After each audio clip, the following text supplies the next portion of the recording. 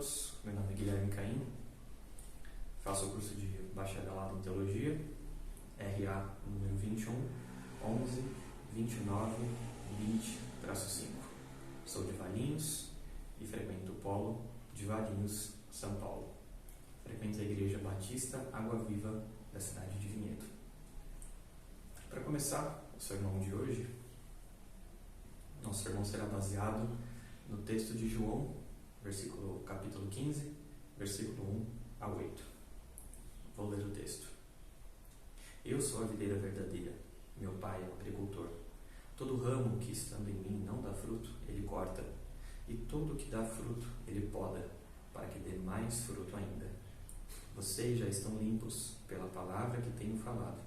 Permaneçam em mim e eu permanecerei em vocês. Nenhum ramo pode dar fruto por si mesmo, se não permanecer na videira. Vocês também não podem dar fruto, se não permanecerem em mim. Eu sou a videira, vocês são os ramos. Se alguém permanecer em mim e eu nele, esse dará muito fruto. Pois sem mim vocês não podem fazer coisa alguma. Se alguém não permanecer em mim, será como um ramo que é jogado fora e seca. Tais ramos são apanhados, lançados ao fogo e queimados. Se vocês permanecerem em mim, as minhas palavras permanecerem em vocês, pedirão o que quiserem e ser concedido. Meu Pai é glorificado pelo fato de vocês darem muito fruto, e assim serão meus discípulos. Então, para entender um pouco o contexto do que está acontecendo aqui, Jesus está passando esse sermão aos discípulos poucas horas antes dele se entregar por nós. E no Antigo Testamento, o povo de Israel era chamado simbolicamente de videira. Em diversas vezes na Bíblia isso acontece. Isso era muito reconhecido pelas autoridades, pelo povo. O povo de Israel era conhecido como videira porque a promessa era que o povo de Israel daria muito fruto. Mas a gente sabe que o povo falhou muito nas suas atitudes, nas suas decisões. E quando Jesus ele vem e se apresenta para o povo, ele fala: eu sou a videira verdadeira. O que Israel foi e falhou, eu vou ser. Então é basicamente isso que está acontecendo no contexto. O nosso primeiro ponto é nos relacionarmos também do papel de cada um. Então, para a gente entender os detalhes, a gente precisa saber os papéis de cada um. Deus, ele é o agricultor. Jesus Cristo, ele é a videira. E os cristãos são os ramos. Então, qual que é o papel do agricultor? O que faz um agricultor?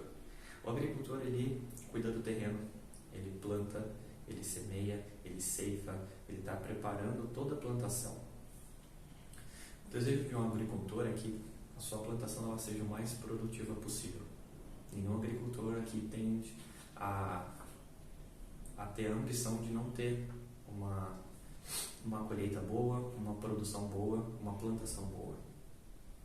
Então, para que isso aconteça, para você ter uma árvore frutífera, muitas vezes você precisa podar galhos que não estão dando fruto, galhos que estão secos, galhos que estão apodrecendo, para que esses galhos não interrompam a árvore como um todo.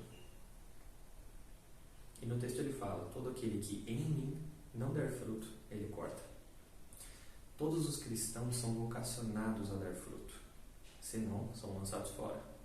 E aqueles que dão frutos, o Pai poda para que dê mais frutos ainda. E de que frutos Jesus está falando para os discípulos aqui? A gente pode entender um pouco desse fruto em Gálatas 5:22, quando o texto diz: mas o fruto do Espírito é amor, alegria, paz, paciência, amabilidade, bondade, fidelidade, mansidão e domínio próprio. A função do Pai é podar quem não está gerando nada desses frutos. E quem está gerando esses frutos, Jesus, na verdade o Pai, ele poda para que dê mais frutos ainda, para que esses frutos sejam cada vez mais fortalecidos. Então, diante dessas colocações, a gente pode entender que ramos infrutíferos, supostos discípulos, que experimentam somente uma conexão externa com Jesus, embora creiam, sigam Jesus, vão à igreja, a sua ligação não é efetiva como uma união interna, espiritual. Algumas pessoas usam o termo não virou a chave. Então são pessoas que vão à igreja, são pessoas que oram, que buscam a Deus, mas de uma forma superficial. E se nós entendemos que buscar a Deus de uma forma superficial não gera frutos, o Pai nem poda.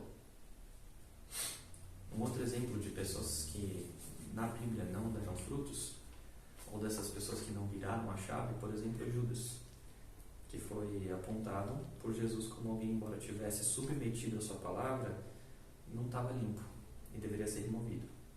Então mesmo Judas, que caminhou com Jesus Cristo, mas foi alguém que não produziu frutos, e no final da história a gente sabe, foi Judas que entregou Jesus. Ele teve que ser retirado dessa videira. A gente tem que entender que frequentar a igreja, levantar a mão no louvor, qualquer coisa desses atos externos, isso não é dar frutos. O segundo ponto é nos relacionarmos com Jesus da forma correta, permanecendo em Jesus. Então o texto diz: vós já estejais limpos pela palavra que tenho vos falado. Permanecei em mim, e eu permanecerei em vós. Como não pode o ramo produzir fruto de si mesmo, se não permanecer na videira, assim nem vós os podeis dar, se não permanecerdes em mim. Então no verso 3 a gente percebe que a gente tem um agente purificador, deixar a videira cada vez mais frutífera. Esse agente purificador é a palavra de Deus. Vós já estejais limpos pela palavra que vos tenho falado. Através da palavra de Deus ficamos mais limpos, mais produtivos, mais firmados nele mesmo, a videira verdadeira. No verso 4, depois de limpos, a maneira de nos relacionarmos com Cristo. Somente através da permanência em Cristo Jesus podemos usufruir todas as bênçãos do relacionamento com Cristo. Então a gente pode entender permanecer como continuar, manter-se, pendurar, sobreviver, subsistir em Cristo. A gente precisa entender que permanecer em Cristo é extremamente necessário, porque não tem como nós crescermos com uma vida com Deus, a gente amadurecer em Cristo, se nós não buscarmos a Cristo cada vez mais. E o terceiro ponto é: o foco da nossa vida é glorificar Deus.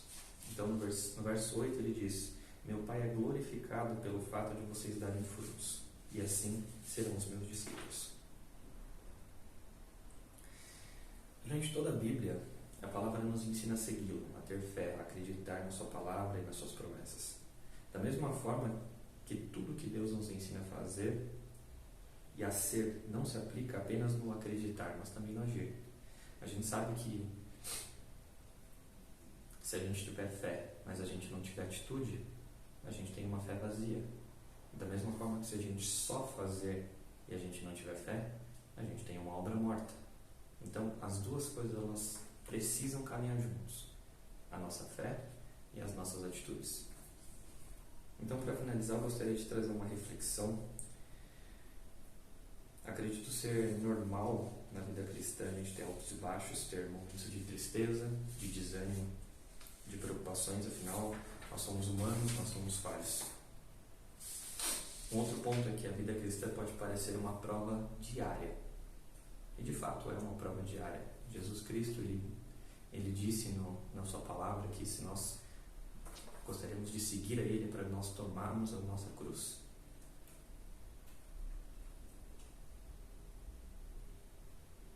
O que a gente precisa entender é que durante o nosso dia, muitas vezes a gente acha que se a gente completar todas as tarefas que a gente precisa para a gente fazer no nosso dia, a gente vai ser um bom servo.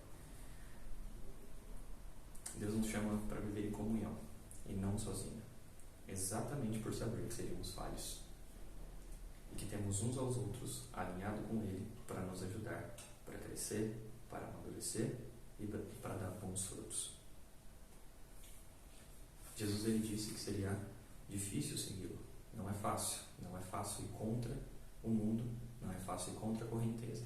Mas ele disse uma coisa: vocês não estarão sozinhos, eu estarei com vocês o tempo todo, permaneçam em mim. E aqui na terra, vocês não estarão sozinhos. Além de eu estar estar com vocês, vocês têm uma família, vocês têm uma comunidade em que vocês possam caminhar juntos, para que juntos, como igreja, como comunidade, vocês espalhem a palavra, vocês deem bons frutos e vocês espalhem o amor da mesma forma que eu os amei. Assim eu concluo o sermão de João 15.